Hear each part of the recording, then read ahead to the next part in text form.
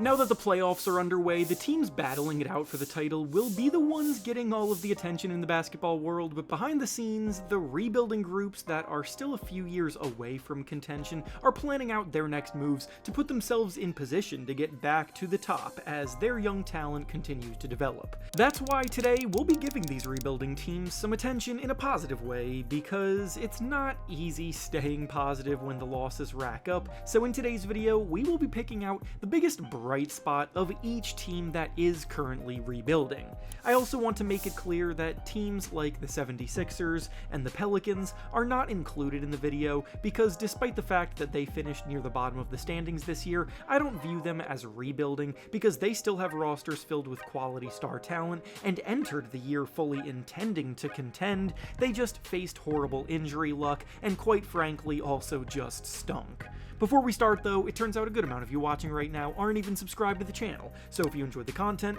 consider hitting the subscribe button, as not only does it help out a ton, but it also very much appreciated. Now with that being said, let's begin. The first squad we'll be discussing today is the Washington Wizards, and the biggest bright spot of their rebuild right now is their budding defensive identity. When you look at how the Wizards stacked up with the rest of the league on defense, you may not come away very impressed with the fact that they ranked 28th on that end of the floor this season, but teams as young as the Wizards are never going to be able to consistently defend at a high level. All you're really looking for from them is effort, grit, and competitive drive. This young core may have a lot of learning before they start putting it all together nightly, but they absolutely check all three of those boxes, and the potential flashed by these guys is definitely promising. Starting with number 2 pick in last year's draft, Alex Sarr. He is a 7-footer with natural shot blocking instincts, and already in year 1, he ranked in the top 10 of the league in blocks per game, so having a rim protector blossoming with the rest of a young group is a very promising place to start when building an identity like this.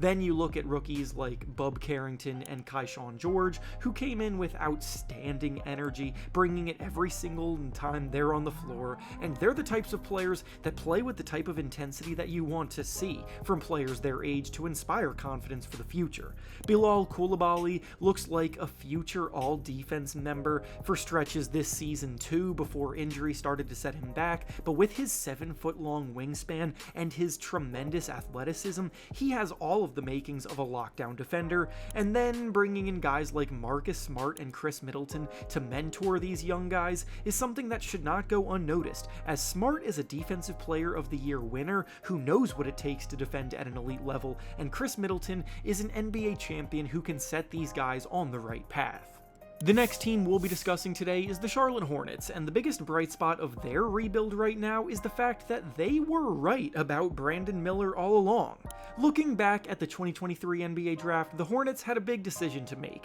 and at the time when they chose to draft Brandon Miller over Scoot Henderson, they got a lot of flack because Scoot was widely considered as the better prospect at the time, and I will be completely honest here. I was definitely one of the many that were higher on Scoot at the time. The Hornets went against the grain and took Miller anyway, and I can fully admit that I was wrong about the pick, because now it's looking like a saving grace for a young group still struggling mightily to find many other things to be excited about at this time. Had they drafted Scoot Henderson, his disappointing play would have felt even more disappointing due to the overlap in him playing the same position as LaMelo Ball, while Miller not only slots in at a better positional need, but he's also easily been the better player, looking like a tremendous two-way wing in the making. This year, Brandon Miller was scoring 21 points per game, and his vocal leadership and his lockdown defense was helping them set the tone on that end of the floor,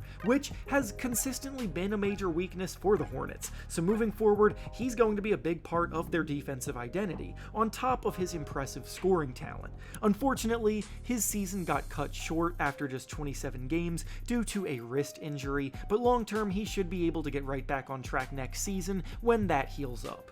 The next rebuilding squad we'll be discussing is the Toronto Raptors, and the biggest bright spot of their rebuild is their versatile front court talent. This feels like the last year that the Raptors will be rebuilding before they could possibly start to steer the ship back towards a playoff appearance, because they traded for Brandon Ingram at the trade deadline in what is obviously a move to try to speed things up a bit. Brandon Ingram's a former All-Star who has had a few rocky seasons in a row dealing with injuries most of this year and slumping the year prior, but he can serve as a creative shot creator on the wing and as a go-to guy in an offense, which is something the Raptors were severely lacking this season.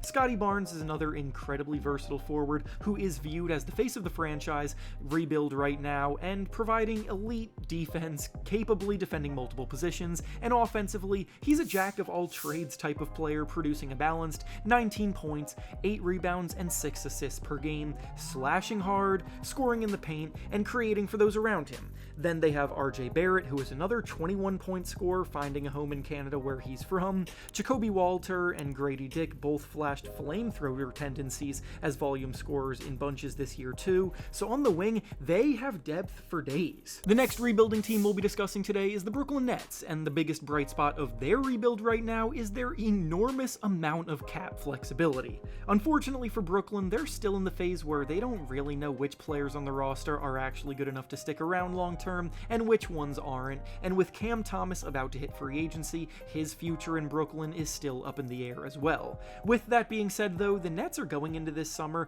where they have the facilities to completely turn their fortune around quickly, thanks to the fact that they have all of the money in the world available to spend right now. In fact, the only two players locked in for them at the moment are Cam Johnson and Nick Claxton. Then guys like Keon Johnson, Derek Whitehead, Noah Clowney, Jalen Wilson, and Maxwell Lewis all either have non-guaranteed deals or team options. Basically, they've got the most cap space in the entire NBA this summer, with possibly over $100 million to hand out, and with it, they could go a lot of different directions. As we speak, there are already reports dropping about them targeting some massive swings, such as trying to trade for Giannis Antetokounmpo in case the Bucks flame out early from the playoffs again, but if that doesn't become a real possibility, they will absolutely be in the mix for any other star players that become available. Other stars like Domantas Sabonis, LaMelo Ball, Trae Young, and Ja Morant have been linked to the Nets in trade rumors.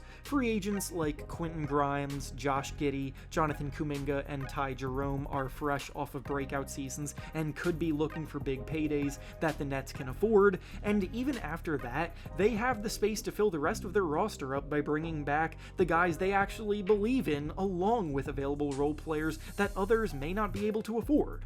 The next rebuilding team up for discussion is the Utah Jazz, and the biggest bright spot of their rebuild right now is how much draft capital they have moving forward. I'll be honest, the Jazz rebuild is not quite progressing as well as one would have hoped after 3 years, with their roster filled with young guys at every position without a single one of them being a true franchise pillar capable of being built around. Lauri Markkanen is the closest thing to it, but he's turning 28 years old next month, and this season he regressed quite a bit. The good news is that they are going to have plenty more opportunities to hit a potential jackpot in the draft over the next few years, including this year where they're finished with the worst record in the league and have a strong chance of landing the number 1 pick in the draft, where bringing in Cooper Flagg could answer all of those questions. I personally think getting a top 2 pick in this year's draft gets you a future star because Dylan Harper also has incredible upside at the point guard position, but if the lottery odds don't bless Utah, then fear not, because they've stashed quite a few first rounders in the future. Over the next 7 years, they have 9 first round picks, and eventually one's got to bring them a star, right? Once they get their guy, they can then allow players like Walker Kessler, Keontae George, and Isaiah Collier to settle into roles that they are more suited for. Lauri Markkanen can be better utilized as a second option, and huge contracts like John Collins, Jordan Clarkson, and Colin Sexton will all be off the books by then, allowing them to spend more appropriately. They just need to hope the draft brings them their fortune first. And finally, the last rebuilding team we'll be discussing today is the Portland Trail Blazers, and the biggest bright spot of their rebuild right now is the trade they made to acquire Deni Avdija. Deni's time in Washington after being the 9th pick in the 2020 NBA draft by them was pretty mediocre, with gradual improvement coming every year, so the Wizards signed him to a modest 4-year, $55 million contract extension, which is on the low end for a starting small forward. The Trailblazers saw a brighter future for him than what he had displayed though, so they went out and traded for him last summer before that extension kicked in, and this year, in his first season with Portland, Avdija has begun to break out as a potential star, and he's locked into a contract paying him an average of just $14 million annually, so the Blazers have done fantastic business here. Avdija started this year slowly as he got used to his new team, but over the last 2 months of the season, he was one of the most productive wings in the game, and is hoping to carry that momentum forward. Over his last 30 games of this season, Deni Avdija averaged about 21 points per game, shooting 49% from the field and 39% from 3. He dropped at least 30 points on 8 different occasions in that span. He's taken huge strides as a playmaker off the dribble, and at 6'9", he's learning how to use his strong body and physicality to overwhelm defenders and take advantage of mismatches. The Blazers have a lot of promising guard talent on their roster and a few exciting young big men to continue to develop, but trading for Deni Avdija is looking like a decision that could speed up their rebuild in a big way, and he could be the connecting piece in the middle of all of it. And with that being said, that's all I have for you today. Make sure to like the video, subscribe to the channel, and comment down below what you think of these young teams and the current state of their rebuilds. Thanks for watching, and I'll see you all next time.